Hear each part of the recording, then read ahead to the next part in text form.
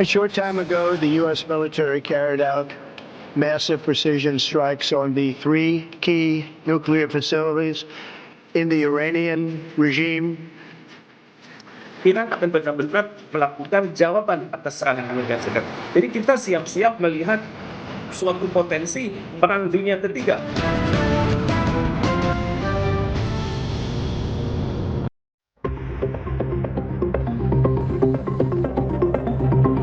A short time ago, the U.S. military carried out massive precision strikes on the three key nuclear facilities in the Iranian regime, Fordow, Natanz, and Esfahan. Tonight, I can report to the world that the strikes were a spectacular military success. Iran's key nuclear enrichment facilities have been completely and totally obliterated. Amerika Serikat turun tangan di perang Israel dan Iran. Presiden AS Donald Trump mengklaim telah menghancurkan 3 situs nuklir Iran di Fordow, Natanz, dan Isfahan. Dukungan Amerika Serikat untuk menggempur Iran disambut pujian oleh Perdana Menteri Israel Benjamin Netanyahu. Netanyahu bilang langkah Trump menyerang Iran menunjukkan kekuatan Amerika yang bisa mengubah sejarah. Congratulations, President Trump. Your bold decision to target Iran's nuclear facilities with the awesome and righteous might of the United States will change history. President Trump and I often say, peace through strength. First comes strength, then comes peace. And tonight, President Trump and the United States acted with a lot of strength. Iran langsung membalas serangan. Kop Garda Revolusi Iran menyatakan 40 rudal telah diluncurkan ke wilayah Israel sebagai balasan serangan Amerika dan Israel. Juru bicara Garda Revolusi Iran Kolonel Iman Tajik mengungkap serangan balasan itu menggunakan rudal terbesar Iran, Khorram Sharir 4. Rudal tersebut memiliki jangkauan hingga 2.000 km yang baru pertama kali digunakan dalam perang Israel-Iran. در این عملیات برای نخستین بار از موشک بالستیک چند کلاهکی خیبرشکن از نسل سوم موشک‌های هوافضای سپاه پاسداران با بهره‌گیری از تاکتیک‌های جدید و غافلگیر کننده جهت اصابت دقیق‌تر، مخرب‌تر و مؤثرتر استفاده شد. Sejak Israel dan Iran saling serang 13 Juni lalu, keduanya saling menembakkan rudal-rudal andalannya. Namun kini kekuatan militer Israel bertambah, dibuktikan dengan serangan Amerika Serikat ke Iran. Tak hanya menyasar fasilitas nuklir dan pertahanan kedua negara, perang Israel dan Iran juga menghancurkan pemukiman warga. Kementerian Kesehatan Iran mengungkap, korban jiwa serangan Israel sebanyak 430 orang dan lebih dari 3.500 lainnya luka-luka dari 13 hingga 22 Juni. Sementara otoritas Israel menyatakan 25 orang tewas dan 2.500 orang terluka akibat serangan balasan Iran dari tanggal 13 hingga 19 Juni. Israel dan Iran sudah jadi musuh bebuyutan sejak 2 dekade lalu. Ketegangan meningkat tajam awal 2020 ketika Jenderal Qasim Soleimani, arsitek regional Iran, dibunuh oleh serangan drone Amerika Serikat di Baghdad atas dukungan intelijen Israel. Jurang konflik kedua negara pun semakin dalam. Pengamat hubungan internasional Universitas Pajajaran Teuku Reza Shah menganalisis, kini Iran menyiapkan serangan balasan. Serangan itu tak hanya menyasar Israel, tapi berpotensi menyasar sejumlah pangkalan militer Amerika Serikat di Timur Tengah yang berisiko memicu Perang Dunia Ketiga. Sekaranglah saatnya di mana Iran akan benar-benar melakukan jawaban atas serangan Amerika Serikat ini, dan kemungkinan besar sasarannya adalah basis-basis militer Amerika Serikat yang ada di Timur Tengah. Jadi kita siap-siap melihat suatu potensi Perang Dunia Ketiga, di mana ada basis-basis Amerika Serikat di Syria, di Irak, di Yordan, kemudian di Kuwait, di Bahrain, di Qatar, Uni Arab Emirat, dan di Saudi Arabia. Presiden Prabowo Subianto menilai Rusia akan punya pengaruh untuk menurunkan eskalasi peran Israel dan Iran. Sebelumnya, pemerintah Indonesia mengecam serangan Israel terhadap Iran sebab berisiko mengganggu stabilitas perdamaian internasional. Rusia lebih besar ya di kawasan itu, khususnya dengan pemerintah Iran. Jadi saya kira peran dari pemerintah Rusia akan sangat besar. ya semua akan berusaha untuk deeskalasi. Semua kan kita ingin semua turunkan suhu, kita ingin cari penyelesaian yang damai untuk semua pihak. Pemerintah mengimbau warga negara Indonesia di Iran bersedia dievakuasi. 97 dari total 386 WNI telah dievakuasi melalui jalur perbatasan ke wilayah Azerbaijan. Selain itu, Kemlu pun akan mengevakuasi warga di Israel dengan bantuan KBRI di Kairo, Mesir. Tim Liputan, Kompas TV. Setelah Amerika Serikat ikut bergabung dengan Israel untuk menyerang Iran, apakah perang di kawasan Timur Tengah ini akan segera berakhir atau malah konflik ini akan makin luas? Dan sejauh mana Indonesia bisa ikut berperan membantu mewujudkan perdamaian di kawasan itu? Kami akan diskusikan ini bersama pengamat Timur Tengah Hasibullah Satrawi. Assalamualaikum Mas Hasib, apa kabar? Waalaikumsalam. Alhamdulillah sehat Mas Tifa. Terima kasih sudah bergabung lagi bersama kami kali ini. Saya coba lihat atau kita diskusikan satu sisi dulu. Awalnya Amerika Serikat bilang tidak ikut campur dalam konflik dua negara ini, tapi belakangan juru bicara Gedung Putih bilang bahwa Presiden butuh waktu 2 minggu untuk mempertimbangkan ikut terlibat atau tidak, dan belum genap 1 minggu, bahkan pertengahan minggu pertama saja belum jalan, sudah diputuskan untuk menyerang 3 situs nuklir di Iran. Anda membacanya ini tujuannya buat apa? Iya, terima kasih Mas. Saya terus terang beberapa minggu atau beberapa hari setelah Presiden Trump dilantik pada tanggal 20 Januari 2025, saya menulis di Kompas, judulnya kurang lebih Trump dan Strategi Dua Tangan. Ini terinspirasi dari lagu lama di Indonesia yang kurang lebih bunyinya itu madu di tangan kananmu, racun di tangan kirimu. Kenapa saya angkat itu? Karena saya melihat dari awal Presiden Trump ini sepertinya memang memainkan strategi dua tangan. Saat itu konteksnya baru di Gaza, yaitu ketika beliau di satu sisi mengizinkan kembali bom-bom yang dilarang di eranya Biden dikasih kepada Israel, tapi di sisi yang lain, tangan yang lain, dia mendorong agar tercipta gencatan senjata di antara Hamas dan Israel.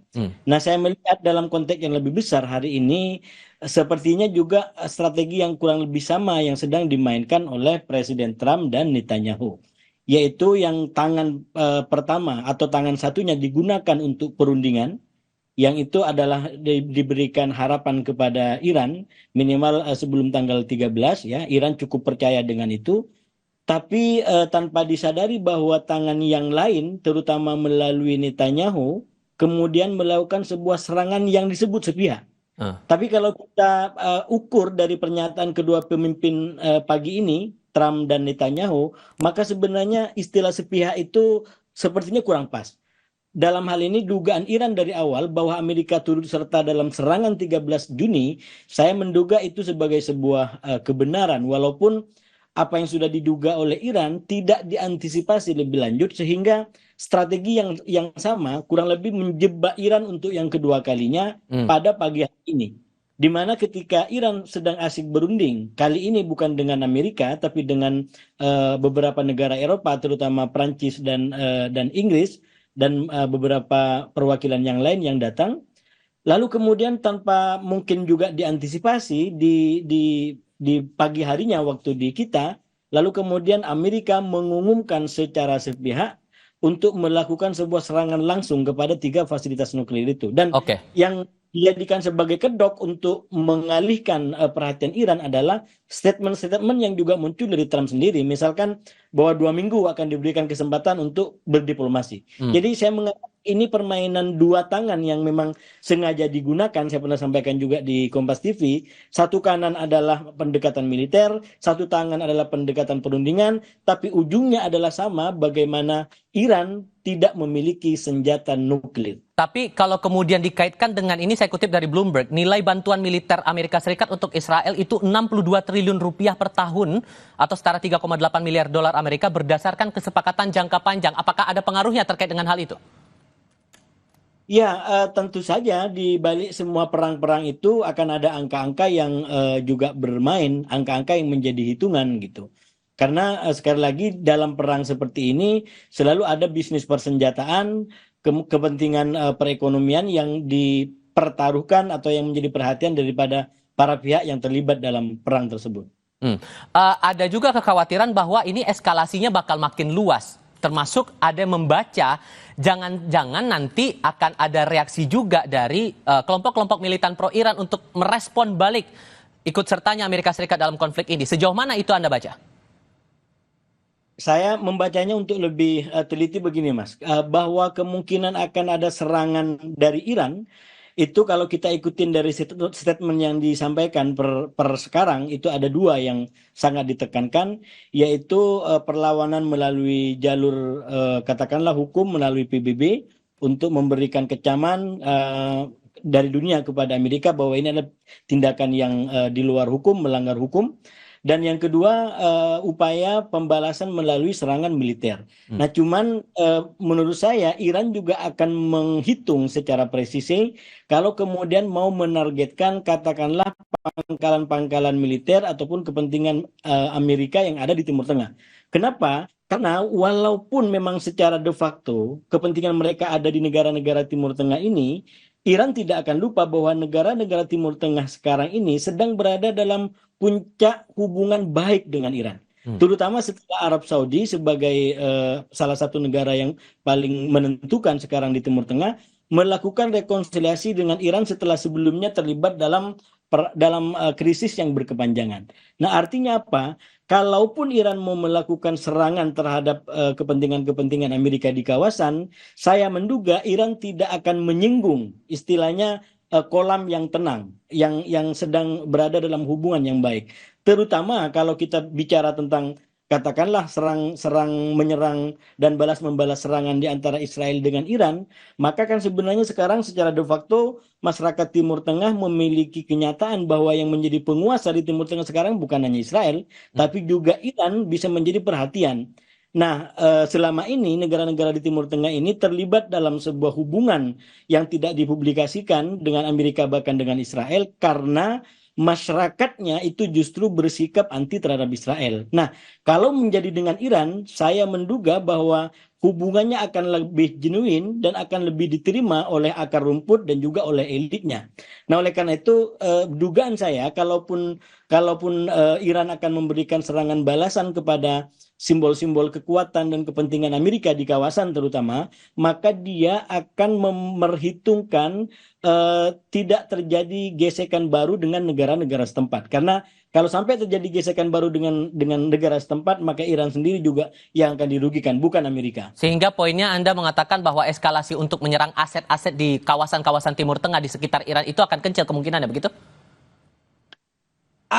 Kemungkinannya tetap ada, tapi pasti dilakukan secara presisi. Nah, yang terbaru justru yang disampaikan oleh Iran, kemungkinan serangan dilakukan kepada negara-negara yang menyuplai senjata ke Israel. Nah, ini kalau ini berarti arahnya bisa jadi ke Eropa.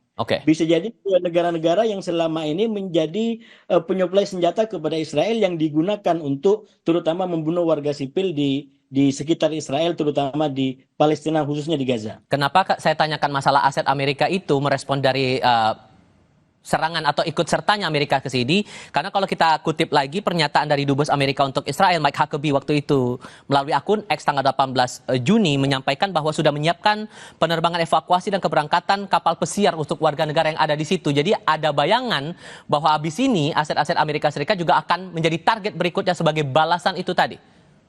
Iya, saya juga menduga ke sana, walaupun tambahan dari saya adalah serangan itu akan dilakukan secara lebih presisi. Mungkin lebih presisi daripada yang berkembang di dalam negeri kita, Mas. Ini betul-betul akan lebih presisi karena tidak akan dipastikan mengganggu kepentingan negara yang bersangkutan, apalagi sampai menimbulkan negara tersebut berada dalam hubungan konfliktual dengan Iran. Sekali lagi, karena negara-negara ini dalam kenyataan perkembangan teknologi persenjataan sekarang ini justru menjadi potensial market bagi Iran ke depan.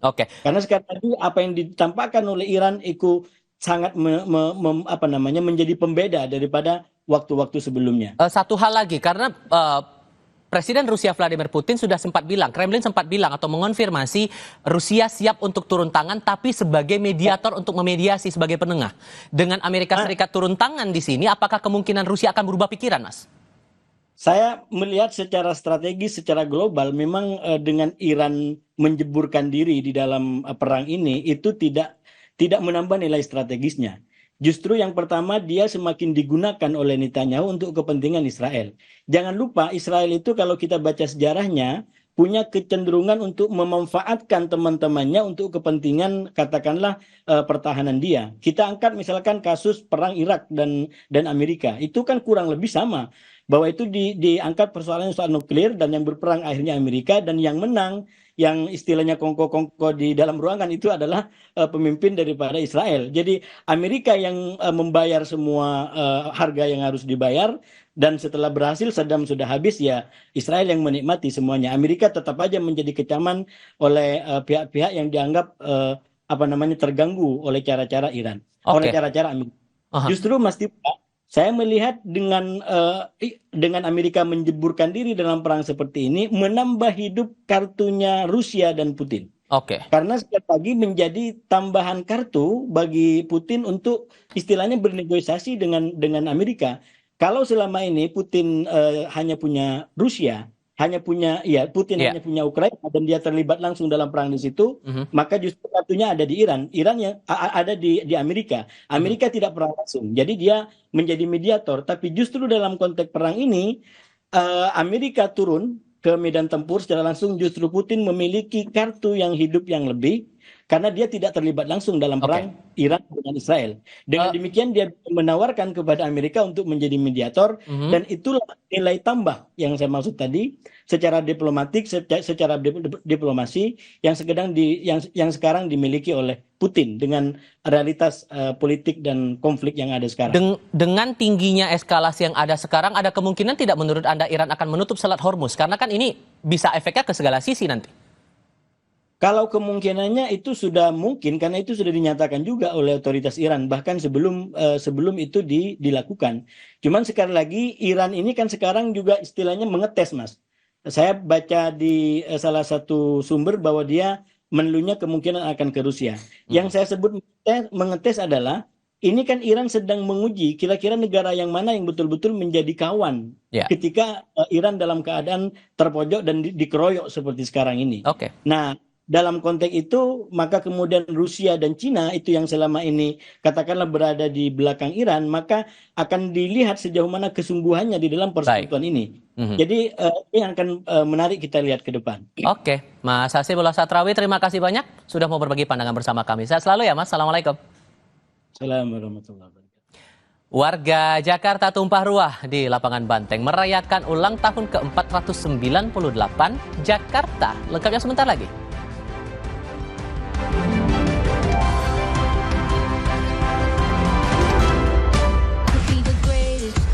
The best, you could be the King Kong banging on your chest. You can throw your hands up, you can wait for luck. Better catch yourself and you go find yourself. Standing in the hallway.